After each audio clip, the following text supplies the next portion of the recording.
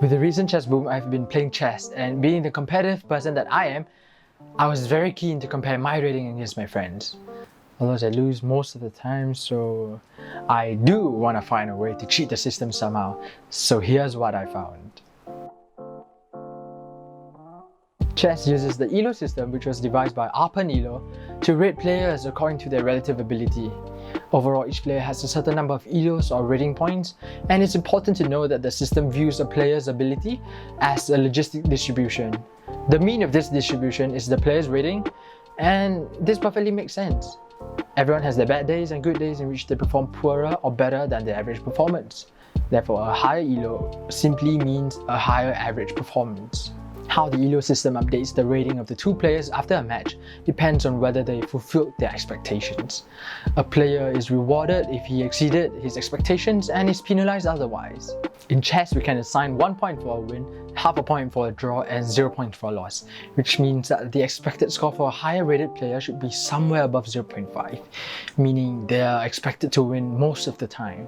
These expected scores must reflect the initial rating gap. The wider the gap is, the wider the winning margin is expected to be.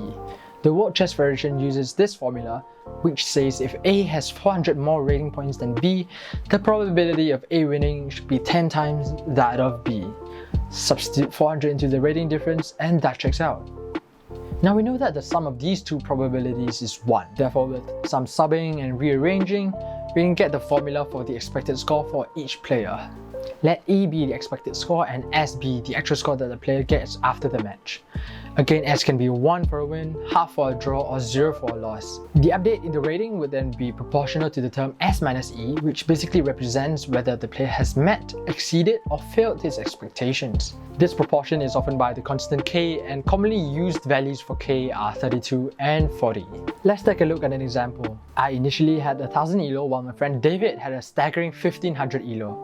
I can use the expected score formula to get my expected score, which was 0.053, which means that I am only expected to win 5% of the times. However, it was my birthday and David gave me a free win he thought was unrated. S equals to 1 for a win was then used to update my rating, and my ELO increased by 37.9.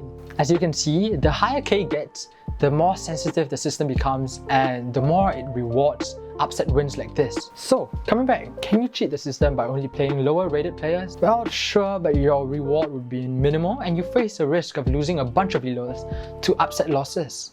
It's probably easier to just tell your friends that the match is unrated.